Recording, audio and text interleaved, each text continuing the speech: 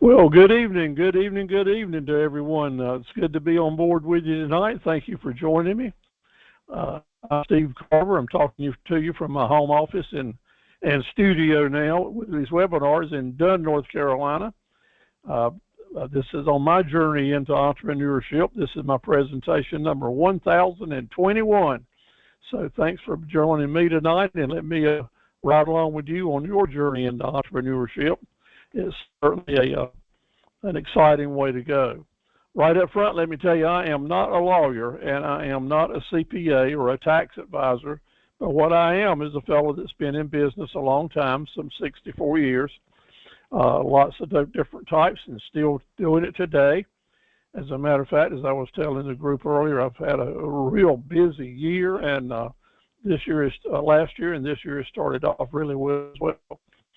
The best advice I can give you is don't make a major decision about your business or personal financial security without getting a second and third opinion from someone that's got some sense and knowledge and experience. And one of the very best places that you can find good support and encouragement and sounding boards and some second opinions is from your small business center at your community college.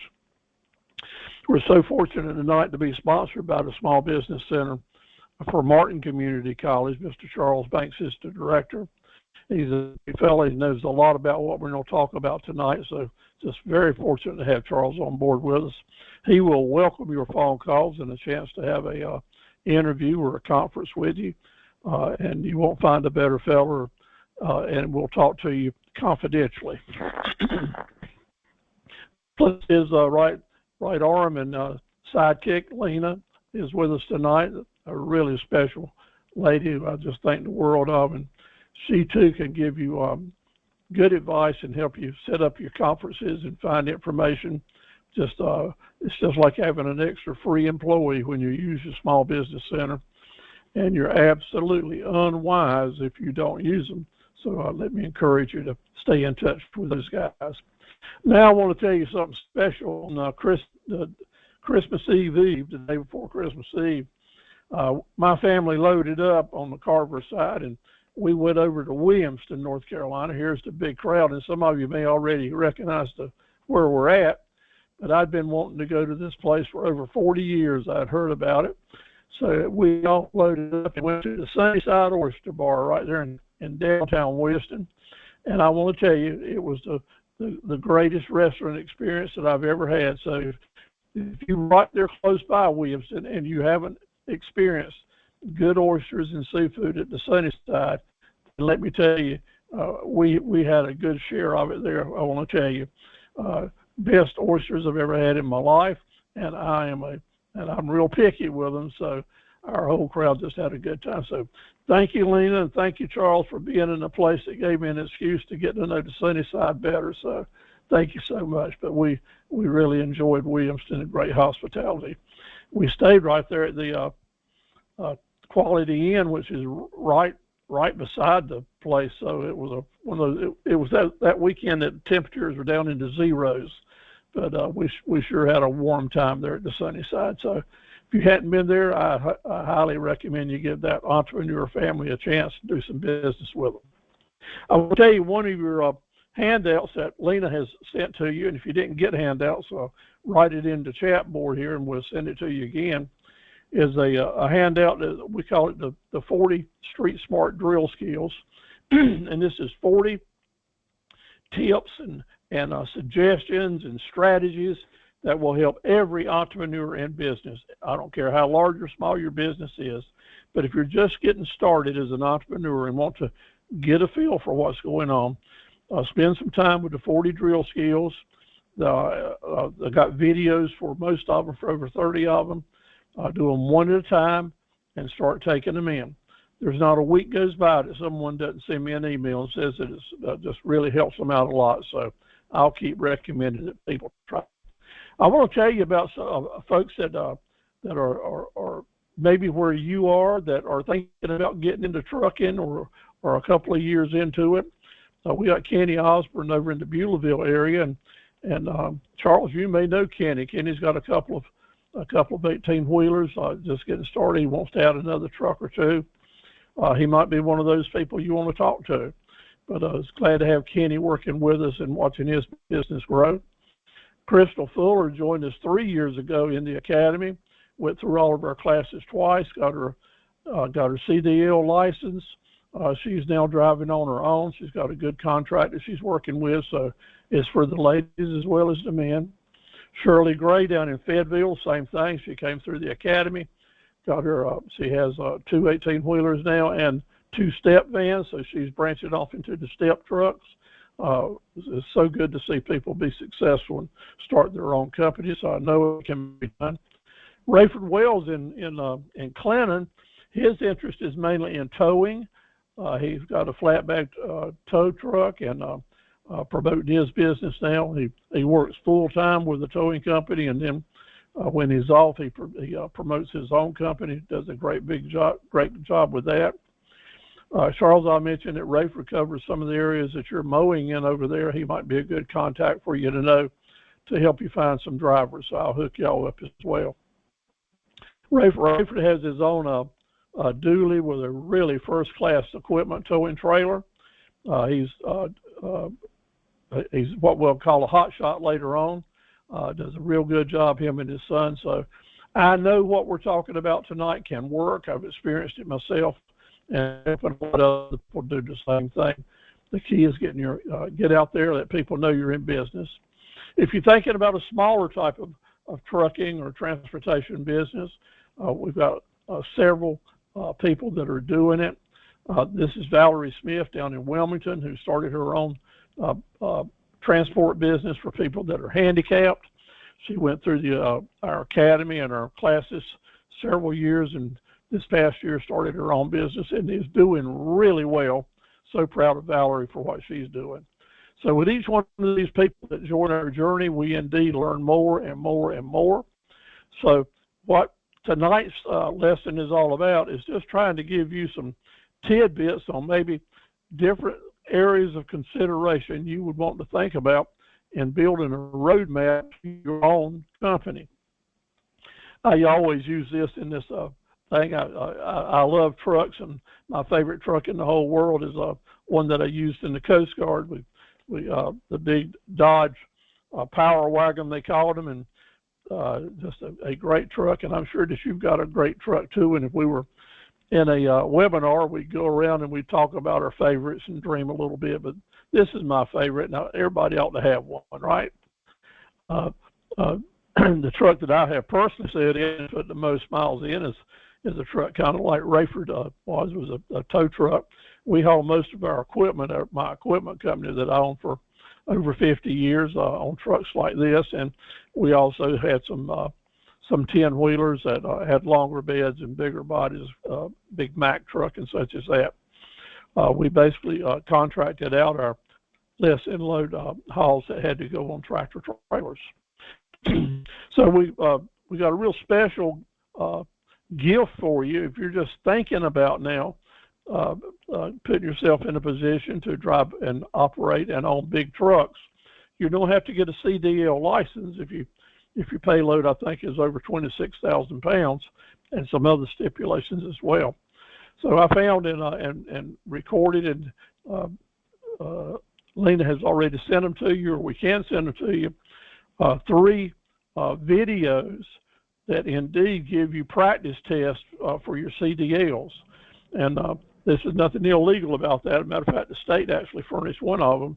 But if you're thinking about getting your CDLs and you want to kind of up the ante a little bit and improve your chances of passing the test, we got the practice test with answers that we're happy to send to you to help that process be a little bit easier for you and help you learn it a little faster. So glad to share those with you. If you didn't get them, just in the chat board, just send me an email and we'll be glad to share them with you. Got a little duplication here. So let's get started now. Trucking is indeed great when you've got an economy that's really growing and really hot. It's just an industry that keeps going and going and going. And right now, after some 4 or 5 years, the economy has stayed hot. That's why we have inflation now. There's more materials being requested, and people have to ship it to them. And everyone's looking for more trucks and more drivers. So whether you have got just a single pickup truck with a trailer or a fleet of 15 dump trucks, we want to help you stay on the right path, because there's so many paths that you can go on. A word of caution is that when the economy slows down, and we all go through cycles, so I'll tell you what up front, it'll stay hot for a few years, and then you'll go through a cycle where there'll be less demand. And when there's less demand, those trucking companies, those truck drivers and owners that don't have a solid rock and a good base of operation, a good supply of business, will be the first that really suffer. So there are risks involved, and the biggest risk is not building your business on a good foundation that can help you get started. Anyone that's thinking about starting a business from scratch, there's quite a few things that you're going to need to do before you get there. And I've prepared a list of 15 items. It's in your handout that you'll want to check out and go down and see if maybe some affect you. I think most of them will, some will not. But this is a good get started checklist for those folks that are thinking about getting started in the business. Number one, the thing that'll make it most tricky, where you'll take the big risk, can be avoided if you'll have a business plan. Depending on what type of business that you want to go into, what you plan to haul, the nature and width and breadth of your trucking business, whatever it is, let's develop a planner. Check it off the things that you need to do, not only the checklist that I just talked about. That's related to the truck side of the business, but the business operation, the management operation, the things that get most new trucking owners in trouble is they're really good with their trucks, but don't have a clue on how to run a business. So that's why we're going to have these conversations tonight to try to help you move forward with that. So what is your greatest risk right now getting started? Your number one risk is COVID, because your general health and your safety and injury on the job are big deals. Because if you are running a private trucking company and you're the quarterback on the team, and you have injuries or have to take off work, then that really just cramps your style and could indeed just shut you down and put you out of business. So I have to say to you very first, a lot of young folks just feel like they're bulletproof and nothing can happen to me, but it is so important. And Caesar and Ed, let me recommend this to you, because it's the same in the general contracting business. Put safety, put staying healthy high up on the list of your priorities, because indeed you don't need to be on the job to be the quarterback. So do what it takes to stay healthy. This is not the mid-50s through the 80s.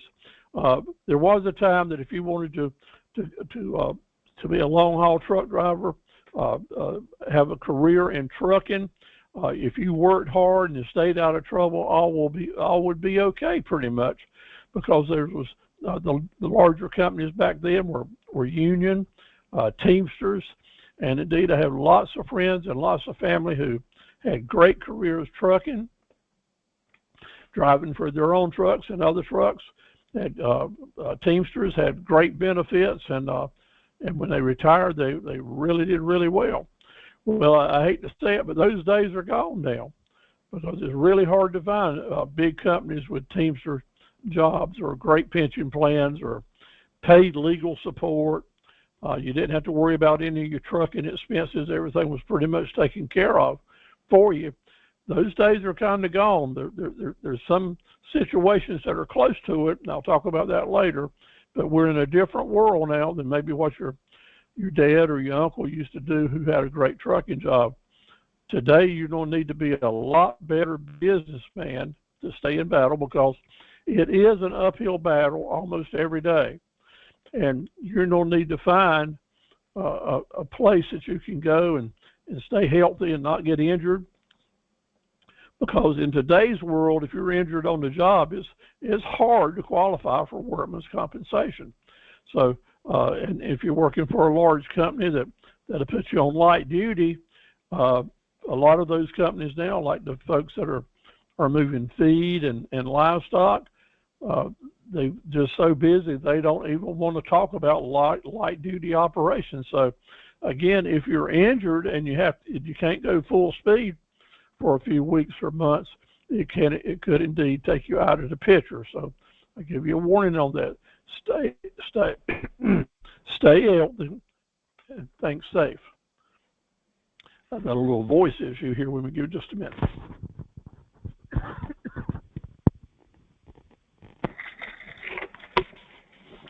There we go. I want you to have not only a plan B, but a plan C.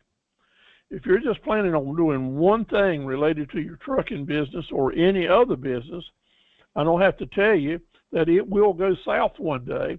Some type of business cycle will come into play and just knock you out of the game. So plan B and plan C is saying diversification is so important that you need to think right away about, I'm going to do this, but I'm also going to do this and this. Have several different profit centers. I like for customers to have 5 profit centers. Have several different profit centers in your plan, and indeed you'll have a chance to be sustainable for a lot of years. That's why it's so important. So as long as the economy is strong, there'll be plenty of loads to move around at with minimum hustle, and customer demands are not too bad. But as the economy slows down, things will change. Just keep that in mind. It's a tricky business because, man, have we really seen fuel prices go up and down in the last 24 months. And indeed, they're going up and down right now. So when you get contracts related to moving equipment, moving trucks, going from point A to point B, you got to be really careful in having some type of fuel escalators in what you're writing for if you're going to guarantee a delivered price for a long time. There needs to be some paragraphs in there that says, I'll do it for this price, provided based on gasoline or diesel fuel being at this price. But as those prices go up or down, you want to give yourself some leeway to adjust what you're charging your customers. That's very critical. That's fair to not only you, but it's fair to your customer, because if you got to really jack the price up to cover how high fuel may go for the next 2 years in your contract or in your bid, then the customers don't pay way more than they have to get it done. So have some type of fuel escalation clauses in any deal that you're making related to trucking expense. Also, it's risky because regulations are changing all the time. The highway rules and regulations related to trucks. So we have to stay on top of that. And if you're driving all the time, and that is 100% of your effort is just trying to keep the truck on the road and rolling, then somebody needs to be advising you on regulations changing so that you'll be up to date on what you need to know. So you're going to need some type of support team or some go-to person, a broker or office or a manager, someone that is looking after your interest and keeping you up to date on changing rules and regulations, and looking after your dates that you have to have inspections done and so forth. So it's real easy to run from the bad news, but the bad news will catch up with you, and it usually costs a lot more to learn about what you should have known 2 or 3 months ago, and you have to pay the price for that. So what I'm trying to say is just have in the back of your mind that you need to have in place some type of support system that is keeping you in tune with changing regulations. Trucking is a risky business. One of the risks is accidents. When the wheels are turning on asphalt, there's a great chance that you are going to have an accident or be involved with an accident almost every mile that you travel. So staying safe and being careful with your driving is going to be so important for you personally and for your company. And we'll talk about that a whole lot more later on. One of the first questions that I asked one of my friends or buddies or acquaintances on, how many miles have you driven? And they'll tell me, and I'll say, well, how many accidents have you had? Or how do you feel about your accident record? And let me tell you, you can get some really wild stories like that. But every now and then you'll get someone that says, you know, Steve, I've been out here for 800,000 miles or 1,000,000 miles, and so far I haven't had a bang up yet. So there's some folks that's a whole lot of luck, but that luck comes from a whole lot of skill and being careful too. And that will be a big, big factor as you move through your career in trucking. Now let's talk about risk management. For everything that can go wrong in this business or every other business, then if you have risk management strategies in place, maybe if something goes wrong, it won't hurt you so bad. And of course, always the first topic that comes up is insurance. That's what insurance is a risk management strategy. So you want to make sure that you understand your insurance and that you're working with an agent that understands what you're doing stem to stern and has you covered the ways that you have to be covered. So you have to work with someone that you can share information with on a confidential basis and stay on top of your game and ask them to stay on top of it with you.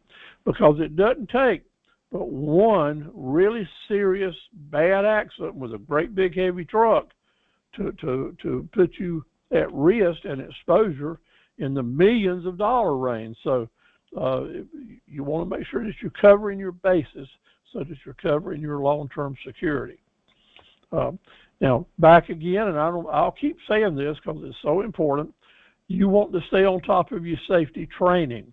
Yeah, you may know all the stuff, but if you've got several trucks or a lot of trucks and you're bringing in operators and drivers, how up to speed are they on safety training and where is it on their priority list?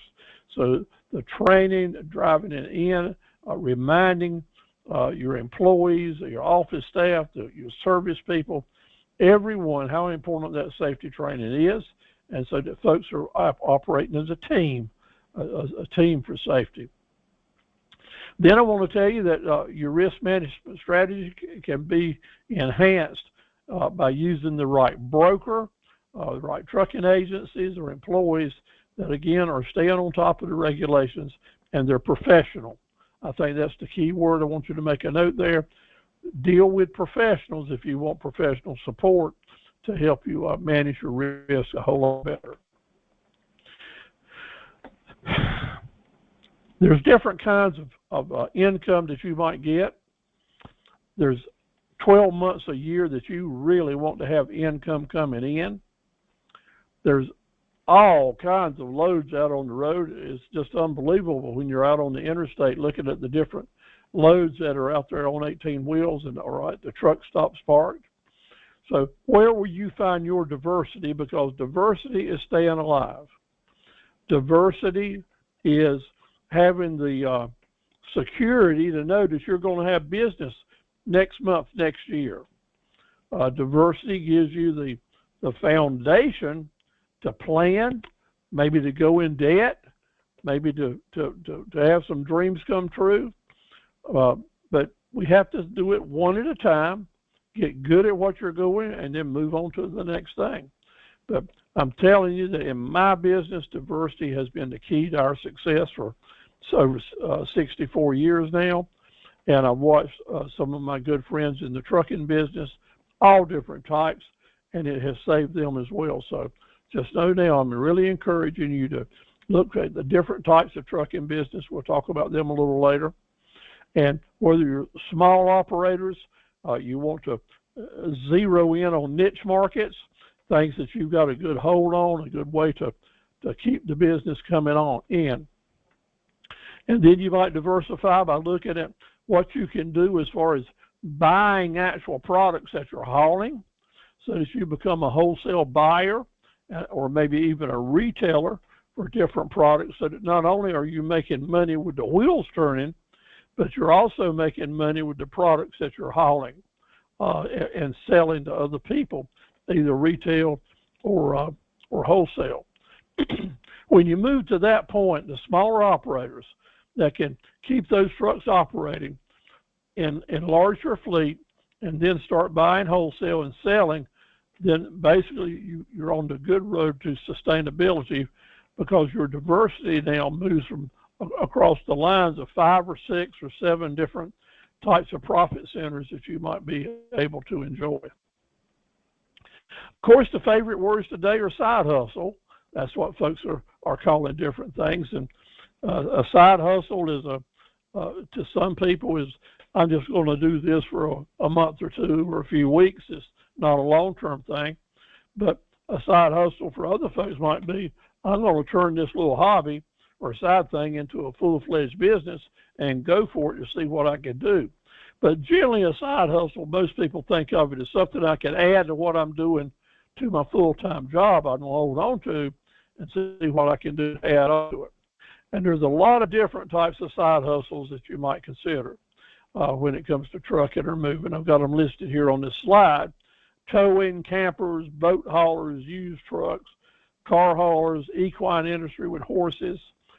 Maybe it's even you're into trucks, but you also want to start selling insurance for trucks or become an agent. Maybe you want to set up a truck washing station for not only just to make them clean, or if you're in a livestock area where the trucks need to be sanitized. I'm seeing more and more of those being set up. I'm seeing folks actually go to fleet yards and actually wash and clean up trucks while they're sitting on weekends. Lots of different side hustles are available to people related to the trucking industry that don't have anything to do with having a CDL license or owning a truck. It's just sometimes the revenue is there to have, but it's all about the hustle.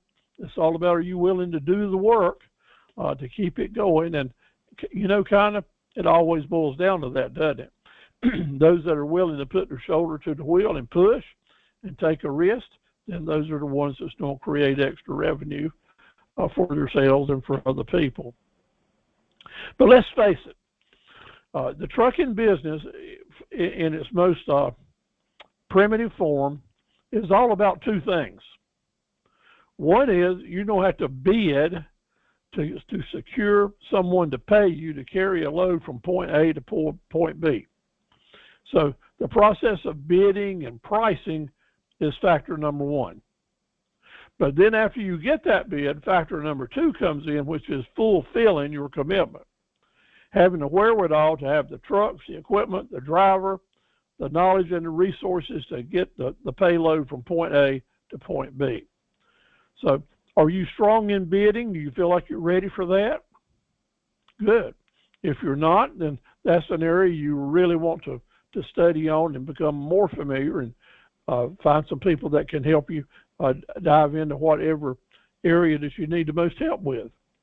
And then if you're good at that and you feel like you can go get the business right now, then maybe you'll want to spend most of your time looking at the types of equipment, the cost of it, the return on investment, and the cost of operation, because all of those are part of fulfilling the bids that you get. All businesses aren't exactly like this, but so many small businesses are all about getting the bid, which is half of the job, and then once you get the bid, fulfilling your obligations.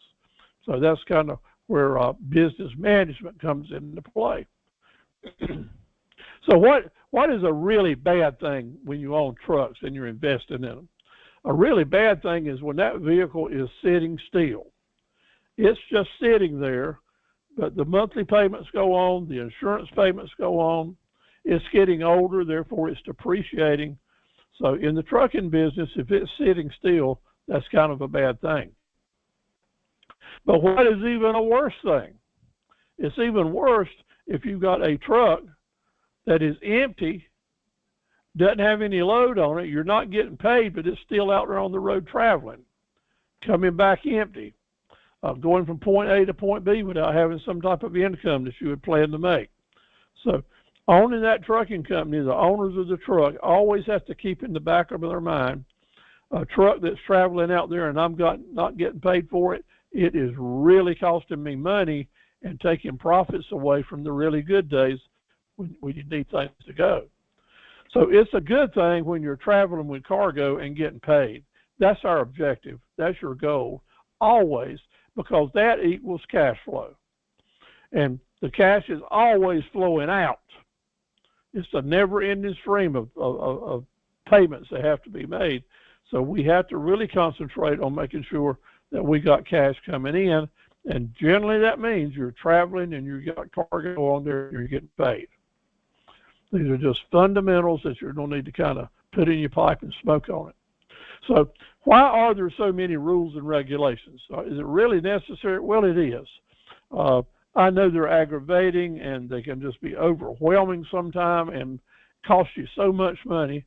But the bottom line, we got to have rules and regulations related to trucks and moving freight. Why?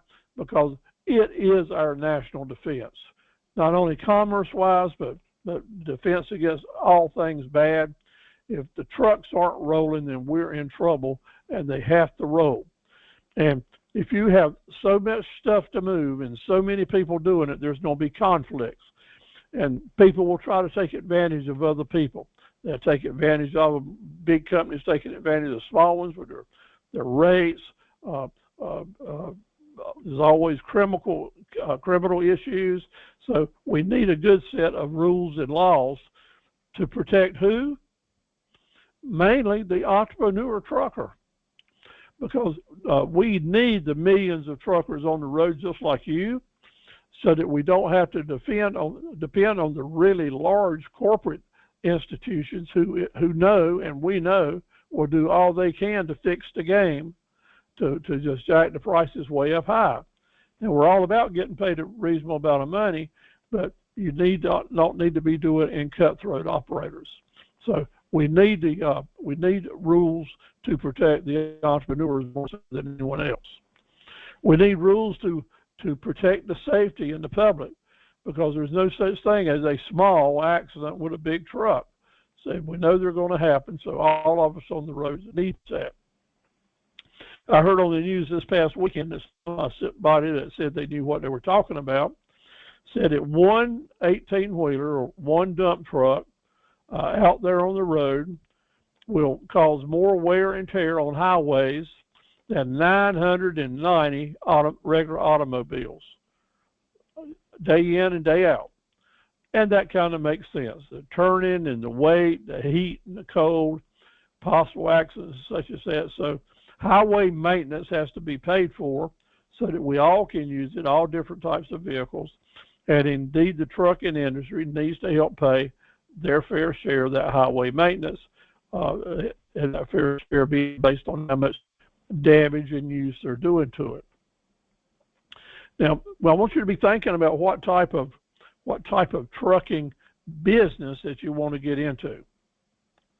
And there's so many. If you don't believe there's a lot of them, just go by one of the large truck stops and drive around and look at them. I like to do that sometimes just to see what the different loads are and how pretty the trucks are, because I do indeed love trucks and like to be around people that do. But which type of business are you after? So I got to say to it, before you jump in, you need to consider that the competition is going to be steep pretty much in everything. But you want to invest your time and money and energy in doing a lot of research to begin with, and looking at the industry before you decide to jump into it. Just because Joe Blow out here or someone else you know says, hey man, this is great, you ought to come on and join in, then I want you to get 2 or 3 different opinions and do some research for yourself before you go out there and do it. It's hard to ride up and down the road without seeing signs like this, where like Rooms to Go, and this operation is less than a mile from my house right here. They got trucks parked out there that says they need operators today, earn $120,000 plus per year. They got local routes and so much to go. And indeed, I know some people that are actually using their tractors to pull Rooms to Go trailers and are doing quite well. Very happy. It's meeting their expectations. But then I'll talk to some other people that say, no, it just didn't fit me. They had some things going on that didn't fit what I wanted to do. and it didn't fit them at all. But the good news is, if you've got a truck and a license and a good reputation and history, you can probably start pulling for someone by day after tomorrow, because the business is out there, either from the independent manufacturers to agricultural operations to folks that have gravel pits and rock pits. Lots of folks are looking for drivers right now with their own tractors, or they'll furnish the trucks for you. So the key is, if you don't have a trucking business, I want to tell you that I'll consider your entrepreneurship as a trucking business. Just as important, if you have a CDL and your name, then you are in the trucking business if you choose to be there. You don't have to own trucks. You don't have to have great big contracts. You don't have to have a fleet. You don't have to present yourself as a huge trucking company like ST's Express or Roadway or whatever they call themselves now, XPO. Lots of huge trucking companies. They're big trucking companies, but I look at that individual, you, the individual, sitting in the seat as an entrepreneur, running your own business as in the trucking industry. So that's where I'm coming from here. You want to consider what you're doing as your business, no matter at what point you are in the trucking business. So the types of business could be that you're no subcontract your drivers. Even though you own and run the business and negotiate contracts, your drivers are not actually employed by your company. They're working for you as contractors. So you might be on that side of the fence as a trucking business, hiring contractors, or you may be a driver that subcontracts your time and or your truck and or your trailer to a little bit larger company. Either way, you're in the trucking business. And so some people that are subcontracting drivers, the best customers they will have will be someone else in the trucking business that's basically a trucker that has his truck or wants to drive their vehicles for them. Either way, it all fits together, and there's a kind of a natural process that you'll go through to get to where you want to end up, which will, at the end, will close this up in a better for you. And then those are the private owned. The private owned companies that not only have a staff and a warehouse and garages, and they own their own trucks and trailers. They pay for all the insurance and the equipment, and the people that work for them are their employees. So it's just kind of a family under one umbrella. And even all the way down, everyone is involved in the trucking business, right down to that employee that's driving. But here's the downside to that. The downside is it's going to cost you a lot of money.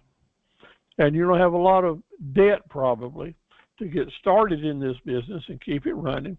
And then what else? You're going to need management, because the larger you are, the tougher it will be to maintain a team of drivers to do it, because people are so fluid these days, going from point A to point B. And when you try to grow your company to add on more to your fleet, that means you're usually adding on debt, and or you're adding on employees, which means a lot of time and energy to keep up with all those records. But that is one reason it's difficult, very difficult, to have a privately owned trucking company with more than 3 or 4 trucks in it to grow, because of the management required and the debt load that's required, and then the cash flow that it keeps to keep it rolling. The cash flow management will be a critical issue for you. Where do you want to go? What is your nature of the trucking company do you want to have? Do you want to own your own trucking company and you go to your office where the garage is every day and send those trucks out, send your drivers out, or send the subcontracted drivers out, and you just basically stay right where you are? Or are you more interested in getting in your seat, crawling up in the cab of that beautiful truck, loading up right there in Williamston, North Carolina, and heading to California take a load all the way to California, and hopefully when you get to California, you got one waiting for you to come back to North Carolina, or maybe make a dozen stops in between. Everyone's got a different dream. And isn't that beautiful that in America, you can have that kind of dream, and with trucking can basically see it through. The great thing about trucking is nationalities, race, where you're from, whether you're a man or a woman. The great thing about this industry, there's room for everyone in it, and it's just a beautiful thing, no doubt about it. One reason it's kind of romantic to just to know that you can go to places all over the country and enjoy the ride, get paid to do it, and such as that. But that's not for everyone. Some of us have a truckload of children. Some of us have a truckload of responsibilities back home, and we just can't let our business be one that's rocking and rolling everywhere. But some way, somehow, between all the different ways that you can be involved in trucking, you can probably find the niche that suits your lifestyle, because trucking is indeed so flexible and offers so many different opportunities. So you're gonna need credentials. You're gonna need some CDL endorsements if you're going to be driving heavy loads, and so you don't need to be well aware of and check with the North Carolina Division of Motor Vehicles to make sure you know what you need. You want to do this on your own, but also you're going to want to talk to someone that's already doing the type of work you want to do, and double check with them what the rules are, how to get into it. People will indeed help you. You'll want to learn the different types of freight. There's a lot of lingo in the industry, and hundreds of different terms that truckers use that I have no clue what it means, but they know exactly. But I can tell you from since I do shipping every day, I know there's LTL and TL, and some loads go out on air ride trucks, and then there's air freight issues, and then you got expedited freight services where you have team drivers that go from here to here. So some folks will really focus on one type of freight to carry, other folks will do others. If you want to get paid the extra money for really critical loads that need air ride trailers, highly cushioned, like you're hauling computers, really fancy cars, maybe some equine, and that's what you're really after, then you're going to need to invest more in special trailers. If you're interested in basically carrying air freight and really cater to the airports, then that's a niche market that a lot of people just love. Of course, in eastern North Carolina with Wilmington and Morehead City, and right next door to Portsmouth, Virginia, cargo carriers is an industry in itself, and those drivers will go after that. The type of load that you want to carry is number one. But to be successful at it, like in any other business, my critical advice to you is decide on what type of load you want to do. What is that niche market? And then work as hard as you can to start creating relationships. Because in this business, like so many others, is who you know that is more important than what you know. It's the relationships you build that keep your trucking company rolling that's so important. So it's all going to come back to that, and I can't underscore it enough. But yes, find a niche market, and then find those relationships in that niche market to give you business. Specialized hauling is just really beautiful. The most prolific type of trucking and most profitable type of trucking in the whole world is the type like two men in a truck, where you got a furniture type truck, a box truck, and basically you're offering yourself to haul all different kinds of loads and such as that. You can do this as a entrepreneur and a sole proprietor type situation, requiring very little requirements. But each step you go up to, and as you start increasing your risk or the cargo that you're carrying, then indeed you may indeed need to become an LLC and get the right kind of insurance to do it. And you're not going to be able to get the insurance unless you have incorporated, so that'll do it. This truck here, we have these in eastern North Carolina right now, especially over in the Edenton area. This truck is hauling fish, seedling fish for different folks out of the nursery. So specialized hauling, specialized customer, it's who you know. Of course, loggers are all over the state, lots and lots of logging equipment out there, specialized hauling, specialized relationship. And of course, I don't think I've ever really seen a watermelon this big. Special hauling watermelons is strong. Now my game is equipment and direct shipments and such as that. So I'm ordering truckloads in of equipment that go to our warehouses and our distributors. That would look like this truckload up here that's coming from a manufacturer and going to a distributorship.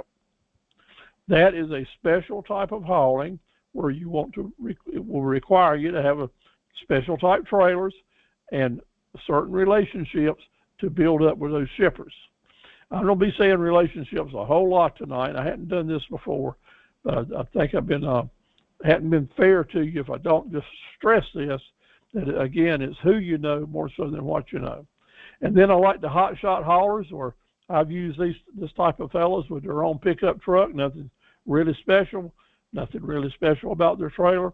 I've had folks come up to my dealerships, load up a little subcompact tractor loader backhoe and carry it all the way to Arizona from North Carolina and get paid a good price for it. There are people who will pay that price because they don't want anybody else to touch it. They want it in a hurry, different reasons. So for every type of situation, there's a hauling situation for it almost. So overseas container transport is really big, but by golly, it is nerve-wracking and very, very competitive. So you got to, it's who you know there that'll get those shipments for you. And then after you get the contract, that don't mean you can get into the port and get loaded. You can go to any of the large ports right now, and independent truckers are sitting out there in line for sometimes 1 or 2 or 3 days while other people are going in and out. How are those people going in and out? It's what they know. It's who they know. Wreckers and recovery of vehicles, always a good business, very strong, lots of competition out there, and it's those people who get this business that know how to be it, and they got their contracts to make it happen. Now, all over the East Coast, furniture, livestock, nursery stock are being hauled every day by the thousands of vehicles. Agricultural products with peanuts, cotton, fertilizer, shavings, horse issues, and pigs, of course, all through the East Coast. Right here in eastern North Carolina, we've got the largest swine business, the largest pork business in the whole world. The areas around Clinton and Bladen County, just huge Smithfield plants there with all those animals going in, out, and coming out after they're packaged. All the houses and growing places, huge trucking business there. And people are doing real well with it, provided they got a relationship that keeps them profitable and keeps them rolling. So that's it. I'm not going to encourage anyone to go into a specialized industry unless you got a heads up on a relationship with someone that's going to help keep you in business or a good contract. The logs, lumber, and forestry industry are all linked up. So anyone that's doing one thing might be able to do something else. But again, all the businesses out there is wide open, plenty to do. You just got to find that niche market, the niche market to keep you sustainable. Some other really big ones are security niche markets. That would be military weaponry, rockets, airplanes, secret things are moving around. Some truckers are making really big bucks doing that. No one knows what they're hauling. No one knows who they're hauling it for or why, because they've got the relationships. They found the niche market to make it work. We make a lot of boats here in North Carolina, and they're being hauled for top prices, niche market. Luxury cars, always a huge market. Again, it's a niche market built on relationships. Hazardous hauling, that's it, be ammunition hauling all over to our different bases, down to Sunny Point, which is the largest ammunition port in the world, I believe. Those folks are very busy, have great hauling relationships, and build a good business. There's people there that you'll want to meet and know, get a scoop on it before you move forward. Everywhere you've got these trucks going back and forth, you have a good mix of refrigerated trucks. So another niche market in the trucking business may be the repair, rental, or leasing of refrigeration equipment. That in itself could be a great side hustle for someone that's already in the hauling business. Now take it to another area altogether. If you're moving vehicles and heavy loads, but you're just one click away from being in the personal transportation business of buses and charters and things where you're doing people hauling. So I know quite a few people that are have their industry, their lifelong work has been in hauling with trucks, but also their side hustles now are becoming RVs and buses and rentals and tours and things like that, because you know the game, you know how to keep the equipment up and running, so you just move into another diversification into traveling with buses. But maybe the hottest thing going on that I've seen in eastern North Carolina are the hot shot business. That is the phenomenon of folks, especially baby boomers in their 60s and 70s, and even some younger folks that are becoming hot shot truckers. And basically what that is getting into the trucking business without having to buy a really expensive 18-wheeler or a truck, but you're going to buy lesser costly tow vehicles and lesser costly trailers to help you with your potential niche markets. And this is really huge with automotive. Every automotive auction, dealership, junkyard, so to speak, are using the hot shots to make this happen. So there's plenty of room out there for people to do this as a side hustle or otherwise. And then you got manufacturers that are selling their products instead of 18-wheeler loads. Some things that are light products like plastic piping and such as that, the hot shots can haul them as well. Again, what keeps this fella busy? He's got a relationship with a manufacturer. And like when we got manufacturers that do this plastic tubing, like Carver Plastic down in Roseboro, North Carolina. Huge manufacturers, ship out a lot of stuff and do a good job with it. We got some light products that are hauled out of Williamston there at Reddick Sprayers. Makes a lot of heavy duty but not heavy weight equipment when they're spraying. And there's a lot of hot shot opportunities in that type of industry to move the product across the country, actually. Irrigation equipment is very light, but it takes up a lot of room. And when that's the case, then your hot shot has a good chance to do it. Just trying to throw out ideas to you. Every time you see an auction, a company, everyone having an auction, the hot shots will load up. They'll be there to haul the equipment back to the farms where people buy the equipment. Very few regulations to deal with. Easy work, usually done for cash. Several small businesses and individuals can have a good relationship. You can operate this business with 3 or 4 good relationships, and that's what you want to do if you're thinking about getting into the hot shot work. So if you're down in the Williamston area and you want more information about opportunities in that locale from Kinston all the way across the eastern part of the state, you couldn't have a better small business director to work with than Charles Banks, because not only is he doing the small business center, he's also got his head to the ground. He knows what's happening business-wise out in that area as well. If this hot shot trucking has an interest with you, then I want to recommend a book that I didn't write, but I have bought it and read it, and this fellow's done a really good job. Colton Ryder, Hot Shot Trucking, is on Amazon.com, very inexpensive, but he takes you step by step, do's and don'ts, into things that basically you want to read. A very easy to read book for anyone thinking about going into hotshot trucking. Now, I've written a book about getting into the trucking business as well. It generally covers all types of interests, on generally like our program does tonight. But Colton's book is all about hotshotting. Here's a copy of my book, Starting Your Own Business. It's available at Amazon as well. So, one of your handouts tonight describes 50 businesses that you can start with $100 or less. Now, am I trying to talk you into starting something besides the trucking business? No. But I am going to show you 50 other businesses that all of them can be related to trucking in one way or the other. So that's the key. That's how you find the niche markets that you might go with. That's how you may find something that you can buy and sell that needs hauling with your truck. And those folks in starting their own trucking business that can make money for the freight, plus make money buying and selling what you're hauling, then that's a diversification move that will bring you sustainability.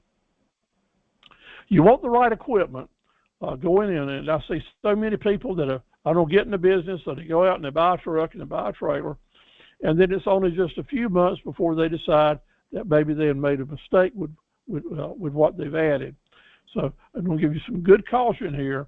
That's why you want to get advice from someone that's been there and done that before you start making investments in trucking and trailing. It may be a good reason that you actually want to drive for someone else with their trucks and trailers and learn these things for yourself. There's nothing like on-the-job training and getting paid for it.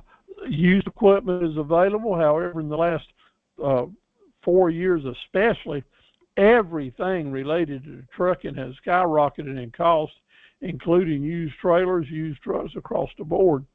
So before you go out and buy anything, it's going to be a good idea to have someone that's familiar with the product and the maintenance and the service of it to go with you and help you evaluate anything used before you're buying it, or evaluate the warranties that you're being offered. Excuse me. Car hauling, you can imagine this type of rig costs several hundreds of $1,000s, but it is all about being in the niche market. If you're going to haul a traveling parking lot, you're going to need this type of equipment. It's going to cost a lot of money. Before you go for that, you want to make sure that you have the contracts to keep it rolling and keep it busy. Yes, trolleys and buses might be that side hustle that you're looking for. Either you're going to own it and lease it to the institution or the outfit that needs it. So buying and leasing is always a good way to make money. However, it's a niche market. I've been involved in leasing equipment and different items for a lot of years, and generally it's a very profitable situation, good return on investment. The key there is to make sure you're dealing with people that's going to pay you and you got all your risks covered. Coming into today's world now, more than anything else that I've seen lately, is more and more rental opportunities. And rental opportunities for campers, rental opportunities for large vans, for personnel vans, pickup trucks, dump trailers. So maybe your forte is you want to own and drive your own truck, but in your yard at home or where your business is, you want to own and rent out some different type of vehicles. That is a great side hustle way to make extra money and also start building assets and building your financial statement. Looking at Rayford's truck here, it's hard not to make money with a good rollback truck if you're making yourself available and you go out and look for the contracts, for the different type of contracts. Because whether it's equipment dealers, recreational vehicle dealers, new or used car places, auction places, there is a need every day somewhere for someone to be using a towing truck if you're available and if you can do it as a reasonable rate. And where does it all come back to again? That relationship that you made before you got started. These trucks can be bought used, very affordable. I was able to buy some in the $20,000 range a number of years ago. Now I'm sure they're in the 50s to 70s, and the new ones are probably over 200 grand. So it's big bucks now. Insurance is costly on them, so you want to make sure that you got good opportunities to roll with it when you're operating these type of trucks. So the good news is that buying or leasing or rent to own the right equipment indeed sometimes is a whole lot better situation than actually outright purchase. But because leasing and renting sometimes lets you get into the business, if you've got a contract with a certain amount of cash flow coming in, that may be the best operation for you. But you get the right equipment first, and then you want to indeed, again, get some advice from someone who knows the type of operation in the niche market that you're working for.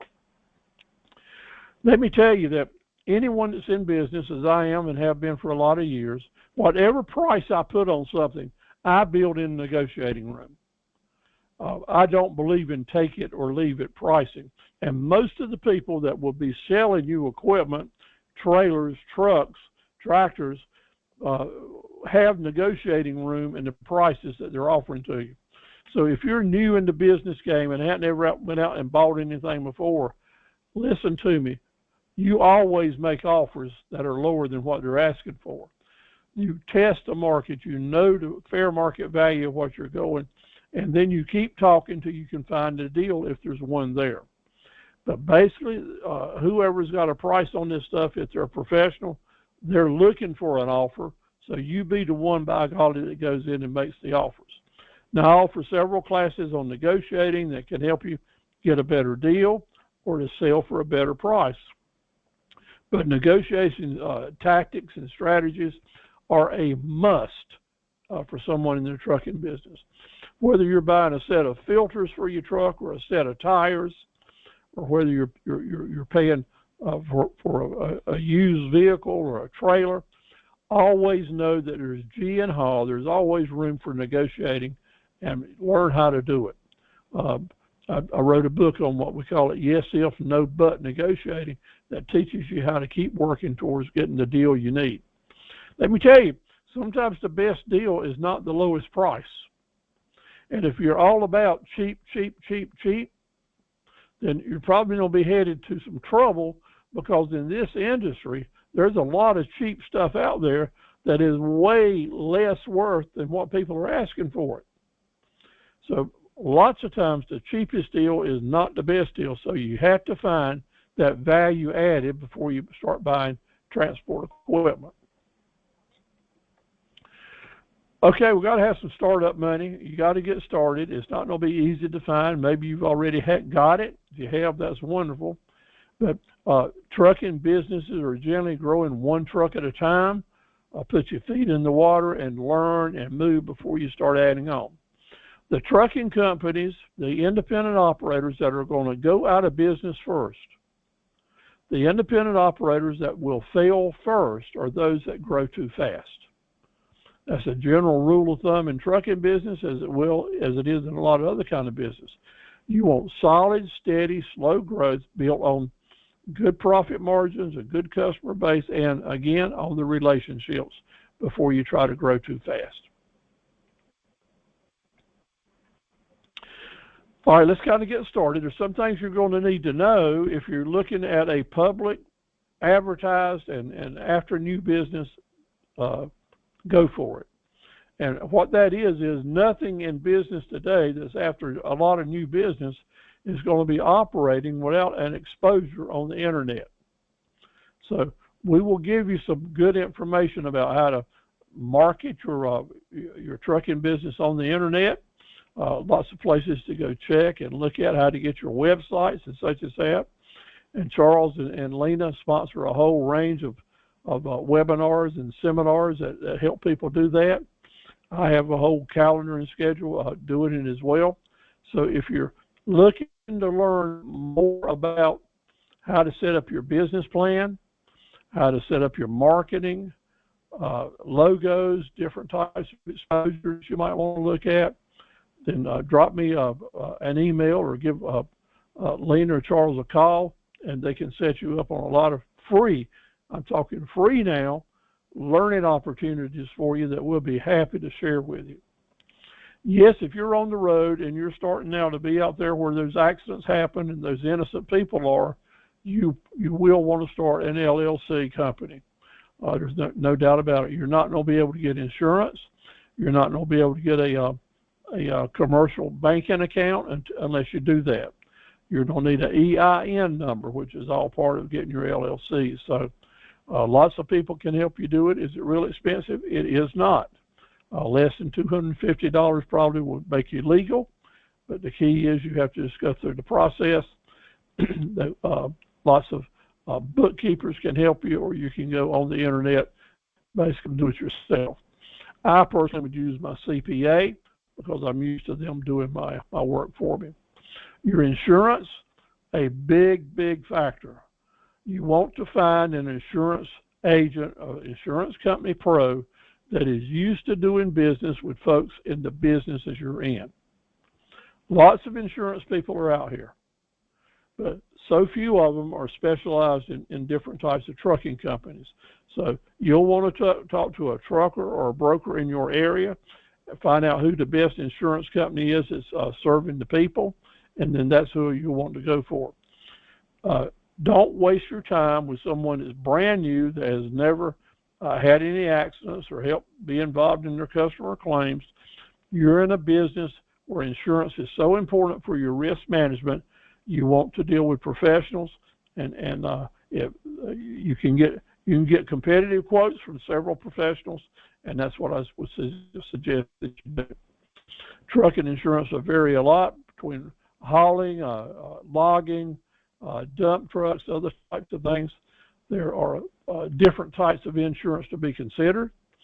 You got your primary liability insurance, your cargo insurance that has to be considered, physical damage, and general accident insurance. So there's a lot of do's and don'ts and a lot of crosses, X's and O's you have to know about. Someone just getting started would not know that. Even if you've been in the business a long time, it's not your work to know all about the insurance, but that's what a licensed agent is to know about, and especially one who has experience with dealing with your type of stuff. New people getting into the trucking industry would like to know about the North Carolina Truckers Association.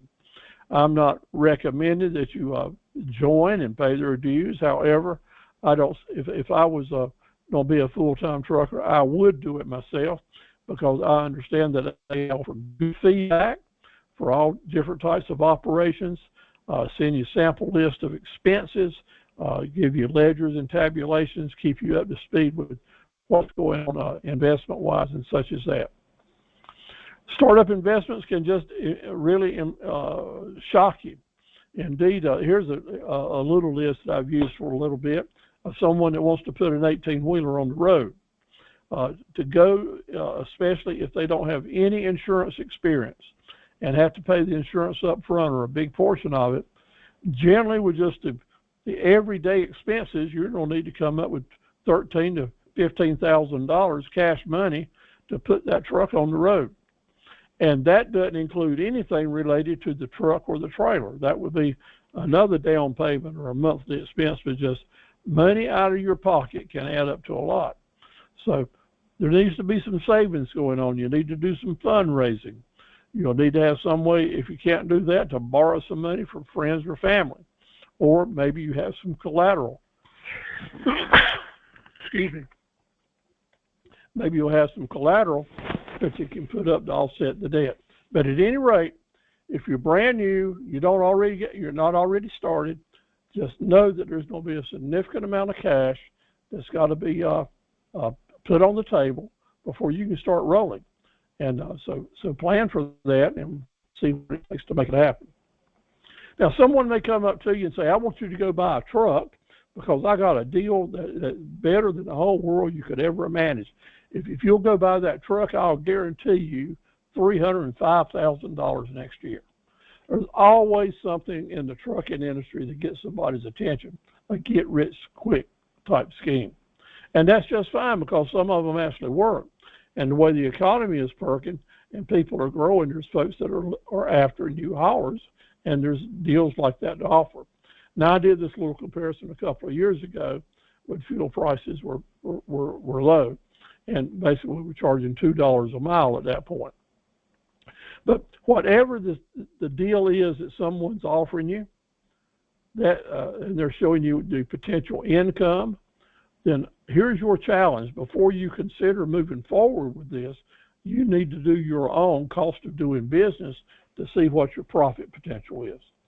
And the great news about the trucking industry, there's enough of them out there you can pretty much estimate the cost for drivers, fuel costs, insurance, tires, maintenance. You'll know what your payments are on your equipment. You'll come up with a good percentage for your cost of doing business, so that when you take out all your estimated costs from what your estimated income is, you'll have a sample business plan that's going to tell you what's left. And if it's black ink, which is profit, that's great. If it's red ink, then you need to revisit and see what's going on. Because just because there's a lot of money coming in does not have anything to do with what's left at the end of the game. No matter how good an operator you are, how good a manager, how cheap you can cut corners and this and that, you need to do a business plan based on reality checks. Them just basically saying, hey man, this thing looks good, let's go for it. So find someone that can help you work through that. I'll always be able to help you any way I can. Now, out there on the road, if you're just getting into business, you may be worrying about, well, where am I going to come up with the money to pull up to the fuel pump and spend $2,000 filling my tanks up from my cash? Well, in the business today, a lot of you companies are indeed providing fuel cards. And that, in other words, when you get a bid on a job, that broker may send you a fuel card with X amount of money in it to help cover your fuel cost, toll fees, expenses on the way across country. So you'd use that fuel card. Basically, it's like a credit card. Those costs that are coming out of that would, of course, be deducted from the fee that the broker pays you for the haul in general. But if you're working with brokers on the trip boards, they will generally furnish you the operating cash it gets from point A to point B with a certain load, so that can ease your mind a little bit. Regulations and audits and things like that, I suggest that you go to the North Carolina Department of Motor Vehicles, the DMV website.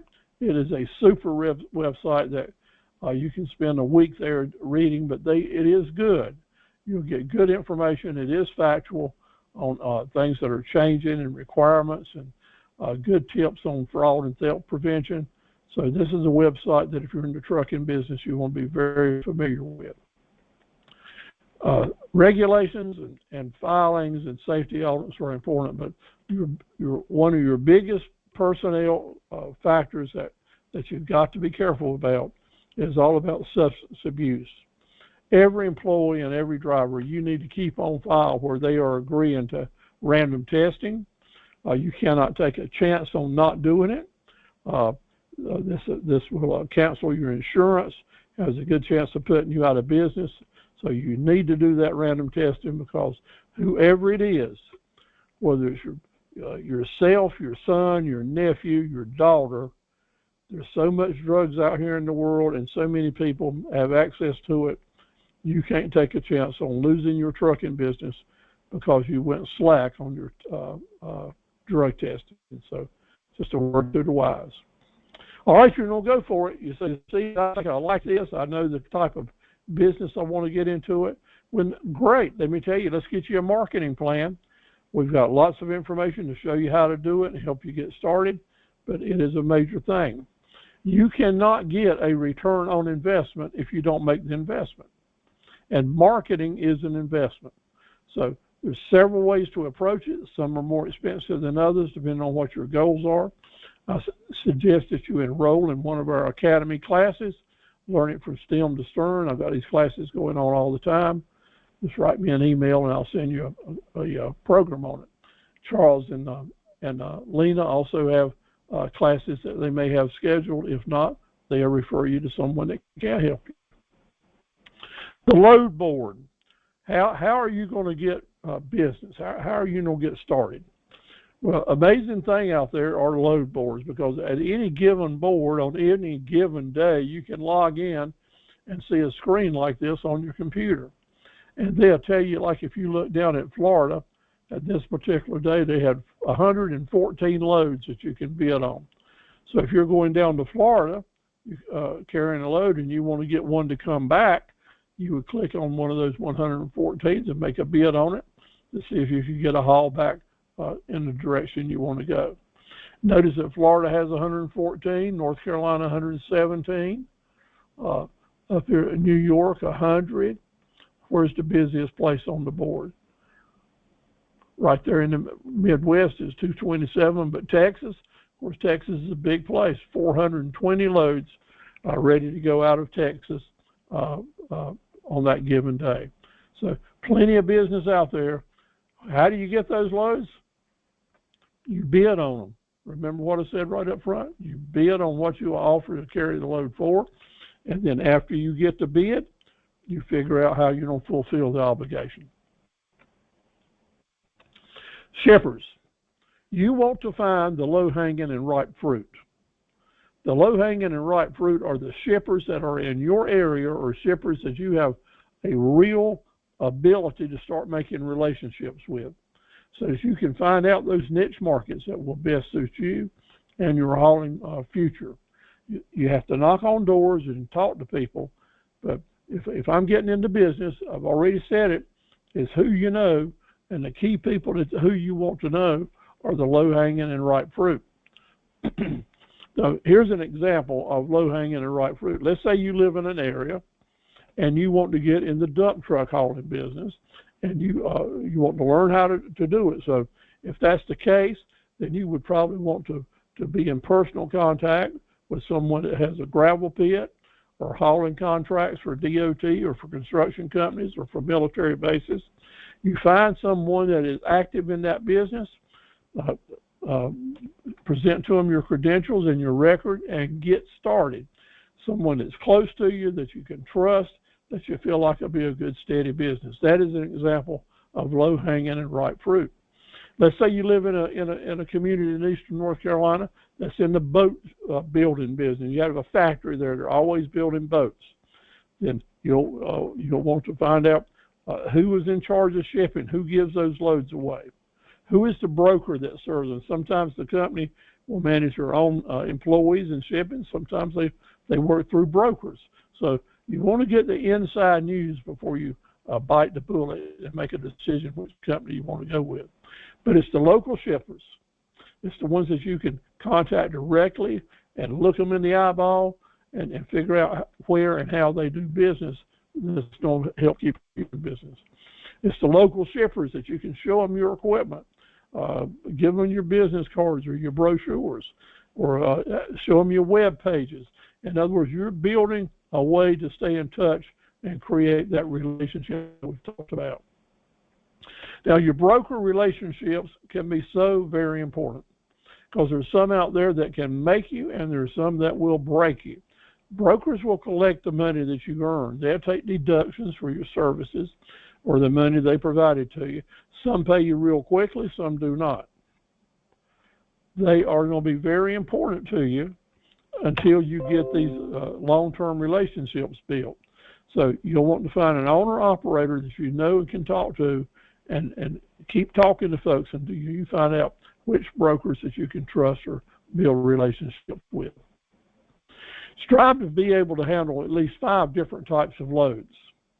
Don't just be set up to do one thing with one company, but as you grow, try to diversify so you can have different types of loads, so you can cut down your cost of doing business with having a number of different customers that will stay with you for a long, long time. Have a growth plan. Know now from day one that your plan is to start here. Enlarge that business plan and growth. Learn how to delegate in case you had to add new people. But you want to take it very slowly your first year. Every day in your first year is a learning experience. You want to stay away from as much debt as you can until you get your cash flow understanding well under control. Risk are going to be there. And if you're scared of taking risks, you got to know that there are risk management tools that will help those risks from sinking your ship. That's the good news that I can give to you after being in business a long time. But the risks are going to stay there. But it's up to you to put the risk management tools in place to save you. Now, you're up and running, you're ready to go, and you're looking down the road because you want a long-term projection. What keeps customers coming back to you? Well, 40% of that repeat business is going to be related to customer service. That's, did you get it there on time? Was it a good load? No damage? Everything was clean? You were nice, easy to talk to? Good attitude, good training, good standards. So customer service is really important. It's 40% of the reason people would come back to do business with you. But 60%, even in this tough rawhide business, 60% of the reason you will get repeat business is you and your personality and how well people feel about doing business with you. How your presentation, your behavior at the dock, how you handling your paperwork, friendly, smiling, making sure that when you're leaving there, when you're pulling away from that customer, that what they're saying as you're pulling away and watching your load walk out is saying, you know, he's a really nice guy, a really nice lady, really works hard to satisfy us. It seems like we can depend on him every time. Now, those people will keep your business card, and the next time they have an opportunity to send some business out, you'll get it, because it's based on the hospitality, how they felt about you. The customer service was important, but pretty much everyone that can provide customer service, but only a special few understand how important it is to promote hospitality to build those relationships with your potential customers. Okay, we've talked about a lot now, and we're moving into the area now, about a few minutes left. And I just want to talk to you plain talk from the heart. Plain talk now. We've gone through the lesson, what I pretty much needed to teach you, but I want you to have the benefit of experience. And I'm here with 60-some years experience, and you've got a director of your small business center there that has lots of experience, and also in the trucking business, so he knows the ins and outs of this. And what I'm giving you here is my opinion. And like I said up front, it's important to get several opinions. But let's say now that you got a goal, you're online tonight because you think you want to own your own trucking company. Well, there needs to be a little bit more conversation. So let's do that.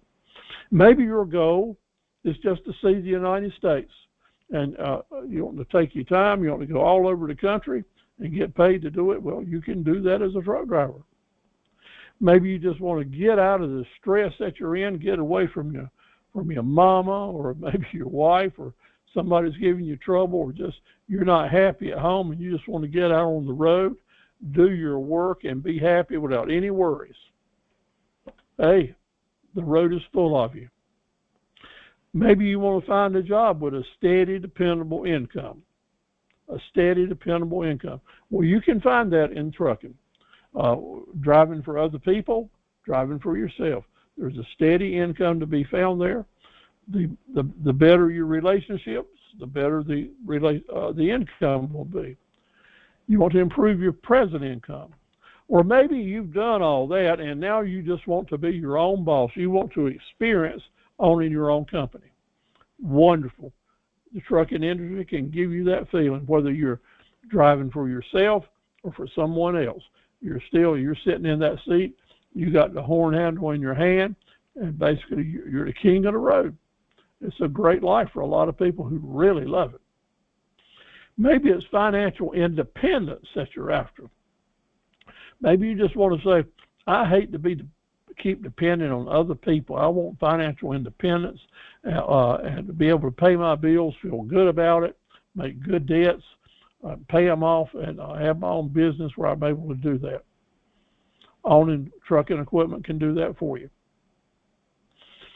Maybe I want to get out of business-related debt. I don't want any more debt.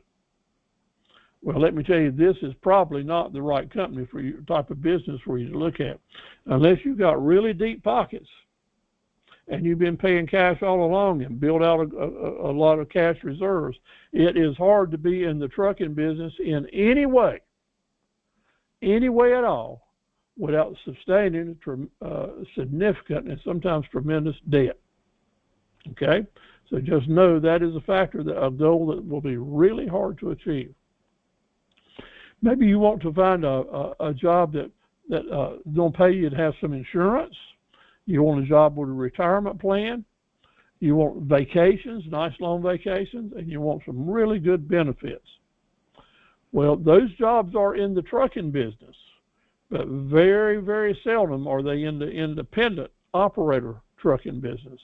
That can usually not be found. And for those folks that are looking for that kind of job, I like to refer to them as heaven jobs.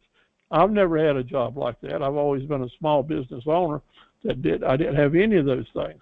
That was guaranteed to me. So if someone was offering me that, I consider it a heaven type job. So what you're after. So maybe your goal is that when you're at 55 to 65 years old, 55 to 65, you still want to keep working, but you'd also like to have the freedom and to take some pressure off and do a little bit of relaxing sometime. Actually kind of slow down a little bit. And when you get to be 65 to 70, you'd like to be able to just to quit and do nothing but sit and think. There's a lot of people that have that goal and a lot of people that achieve that goal through the trucking industry.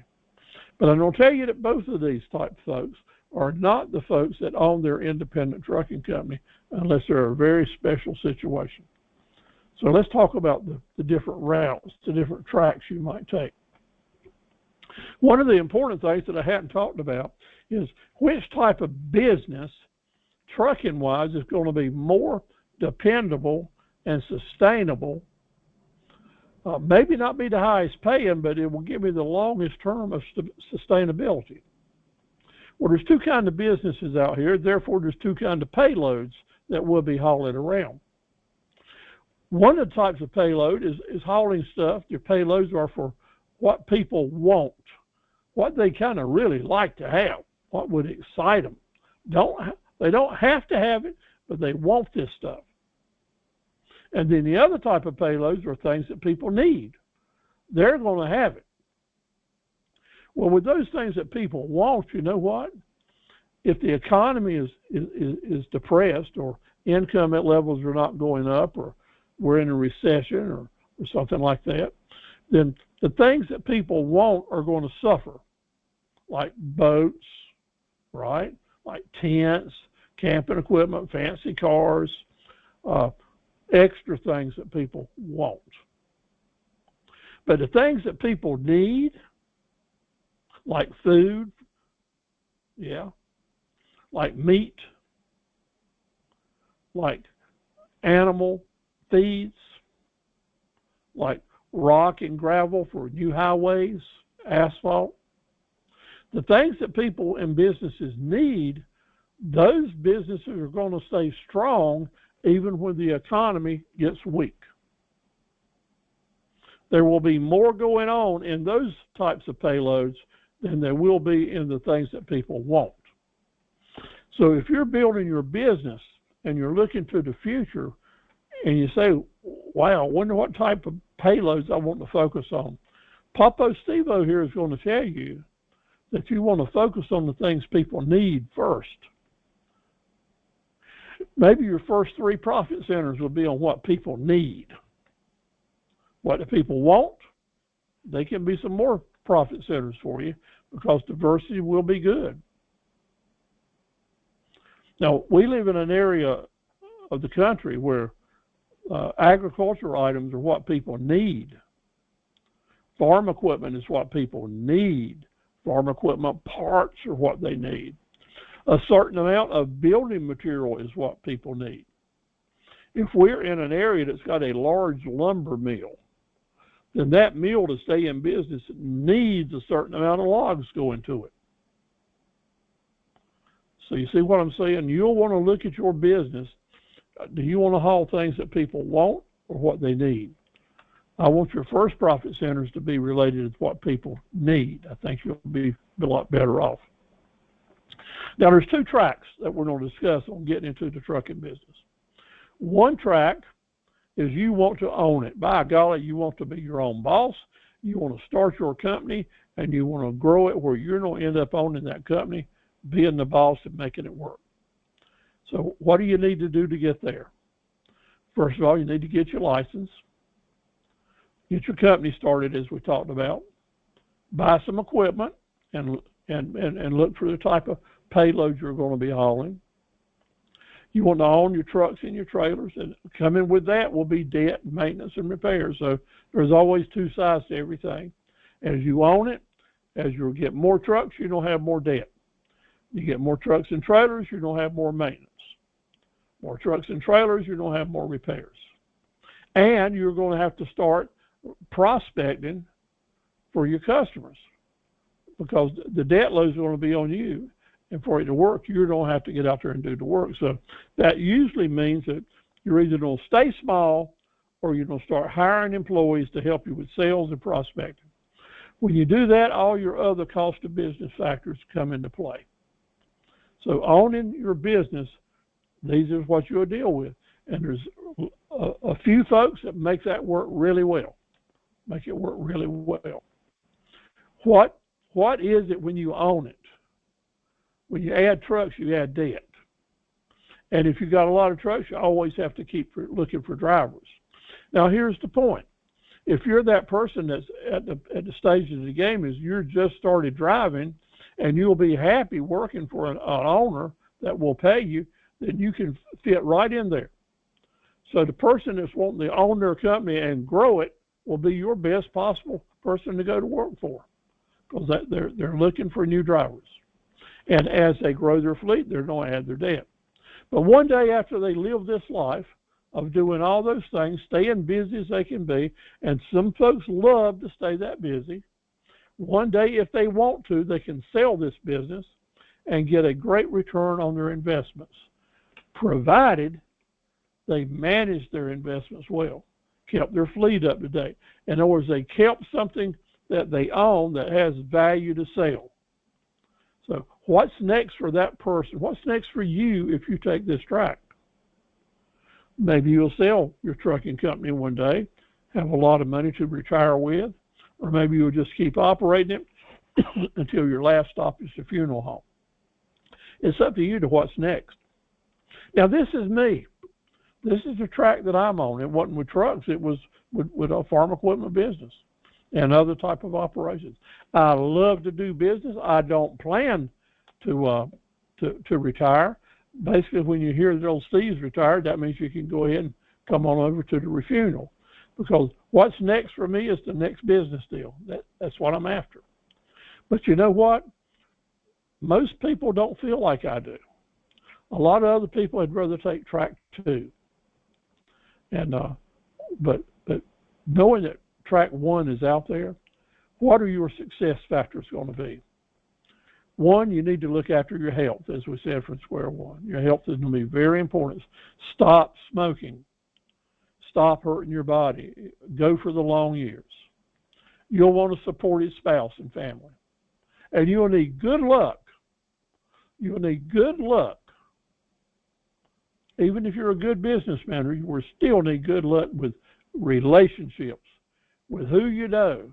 And if you know someone that knows someone, that's going to be a key factor if you own your own business. Do you have an ace in the hole? Do you have something that gives you that special edge? Do you have a large farm that will always have business for a trucker?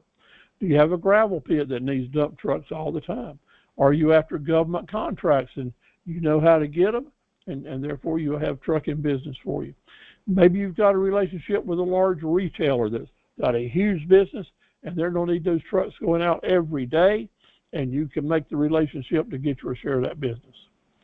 Maybe you know a broker, and it's a dream broker that has unreal great contracts, and he or she can keep you rolling all the time. Or maybe you've got an opportunity with a food chain. Every day here at the Food Line Distribution Center in Dunn, North Carolina, over 250 trucks come in and over 250 trucks go out every day. Every one of those drivers are very happy they're working for Food Line because this is a company that sells stuff that people need. And whether the economy was good or bad, those trucks roll in and out. You might need some deep pockets. You might need enough cash reserve that you can take some hits and losses from time to time if you own it, because sometimes those things are going to happen and you have to be ready for it. To be successful, you're going to need to find some large volume shippers that will stay with you year after year. And here's going to come down to personal asset management and debt balance. You can't get your cash flow going in the wrong direction. That's going to require a certain amount of attention to make that happen. And for your company to grow and be large, we're going to need a team of drivers, office, and sales staff. I probably know 15 people personally that have very independent, very good private trucking companies. They do real well, and all these factors come into play. There is usually something special that's kept them in business that people didn't have. But I also talk with hundreds of people year in and year out, and they're the folks that are searching for that job in heaven, the heaven job. They're looking to have a job with a large company and benefits, but those jobs are hard to get, but they are attainable. I'm talking about the jobs like Westinghouse, DuPont, General Electric, some of the weapons manufacturers, some of the boat manufacturers, companies that want their products hauled on their trucks with their drivers. Now that's the heaven jobs. Why is that? Well, because I'll tell you in a minute. But how do you go about getting those jobs? Well, first of all, you start out the same way we did on track one. You need to take the first job you can find, but here's the difference. I want you to plan on staying on that job for 5 or 6 years, 250,000 plus miles, and having a clean record. Clean, no law offenses, no driving offenses, no wrecks, good insurance tracking. In other words, you're looking for heaven all the time, even though you're basically back on track one. Or maybe you're going ahead and buy your truck and run it and run your own operation for 5, 10 years. But there again, keeping a clean record and good debt. Don't take any major risk, because I can tell you that everyone out there that I talk to that are running their own trucks are working hard and carrying a lot of stress with them, because what they want is that first-class manufacturer or company that's selling needed services, a large company that hires their own drivers, that furnishes their own trucks, that keeps the trucks up, that looks after the maintenance, that indeed you don't have to worry about do you have a job next week or next year, because this company is so large and so steady, they look after their employees. They look after their equipment. And there you'll have a job as a career. But what do you have to keep that job? Again, right back to your health, a good supportive spouse and family. But here's a factor here, your attitude and flexibility. Notice I don't have all this stuff about debt and keeping up with equipment and teamwork and such as that, because you're a part of a team when you're doing this. So your attitude and flexibility has everything with you keeping that job in heaven. So we have a lot of drivers who have owned their own company, and they tell me they own their own company until they could find that job in heaven. And when they found that job in heaven, some of them kept their own company, let other people do it, but they moved to go into a guaranteed benefits, retirement, vacation days, and one day when you're 65 or 70, being able to hang it up and have a really good amount of income coming in to support your lifestyle. I've probably talked to at least 10 people who had their own truck and trailers, some either one or up to 3, 4, 5, or 6, who through the years, they ran their businesses, but at the end, what they really were looking forward to was letting someone else run the business, and they enjoy driving because that is fun.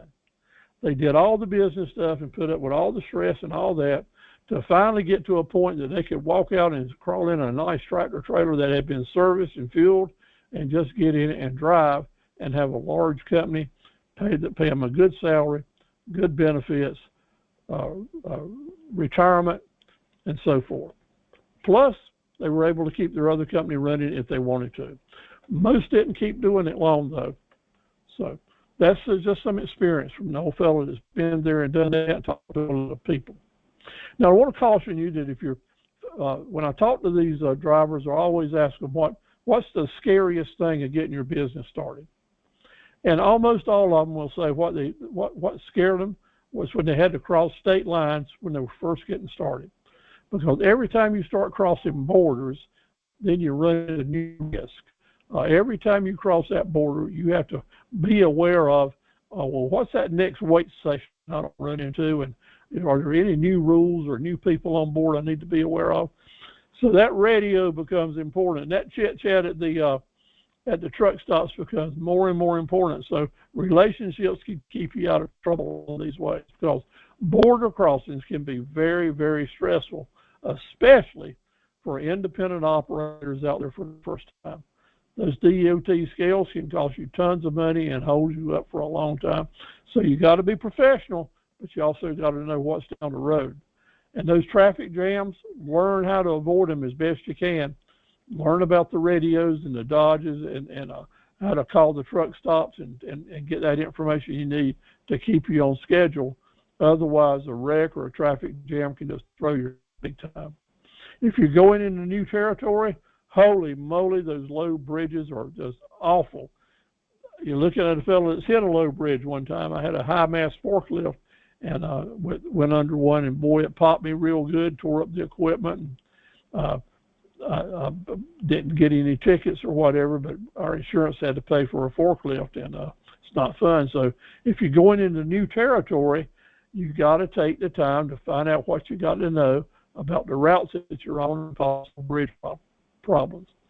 Everything about crossing borders can be scary. So let me just tell you that. There's a kind of a special hot list of things that you need to worry about. Make sure your equipment, your safety equipment is good. I always do that. But if you're going into strange territory, strange weather, check your safety equipment. Make sure your travel logs are up to date. Your inspections are up to date. Make sure your trailer is locked when you're going to places that's new to you. Make sure your fuel cap is locked. There's people that want to steal everything you want to know. Know about the state laws that you're going into. Talk to someone that can help you with that. And if you've got bridges on your path, know about their clearance and their weight limits. Very, very important. So you're out there now. You've got your investment, and you've got to compete with the competition. There's plenty of people that want your job. So what do you got to do to stay on top of the competition? The main thing to remember is you're in competition with yourself, mainly with yourself. And what do I mean? What we have to do is to always present yourself professionally, be clean with your equipment, so you're going to create a good relationship with that person you're doing business with. People will remember you. They'll remember what you said, what your attitude was, and whether it's somebody they want to do business with in the future. So we have to fight distractions, set the right priorities, maintain high standards, and basically just be the best people that we can be. So very important. Fight the distractions. So, isn't that a beautiful ship? Well, in old times, those ships used to come and go. So what's that got to do with transport today? Well, here's what I want to say. If your ship doesn't come in, I want to encourage you to swim out to it. If you hadn't figured out how to get your trucking company started and you really want to, then be willing to swim out to it. Take these tips that we tried to share with you tonight, see how they fit your goals, and talk to someone about, let's get started. What's your next steps? In other words, go ahead and get wet. Put your feet in the water and be ready to swim out to your ship, because that old truck's going to go on down the road, whether you're driving it or someone else. I want to thank you and say to you, God bless you and your family and your new business. And I hope you have a great, great new year. I encourage you to turn your microphones on and chit chat now before we say goodnight. Thank you so much. Talk to me.